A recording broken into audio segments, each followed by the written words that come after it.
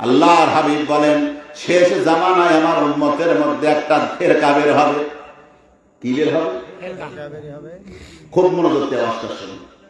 শেষ জামানায় আমার উম্মতের মধ্যে একটা ফেরকা বের হবে, একটা দল বের হবে, একটা গোষ্ঠী বের হবে, একটা সম্প্রদায় বের হবে। যারা আমার সাহাবায়ে ব্যাপারে, যারা আমার সাহাবায়ে কেরামের ব্যাপারে কথা বলতে কোনো সময় সাহাবায়ে কেরামের ব্যাপারে সম্মান সূচক কথা বলবে না, আমার সাহাবায়েকে নিয়ে যখন কথা বলবে, সমালোচনা করবে, তাদের অসম্মানজনক অসৌজন্যমূলক তাদের আহ্বান করবে, অর্থাৎ সাহাবায়ে কেরামকে অপমান করবে তারা।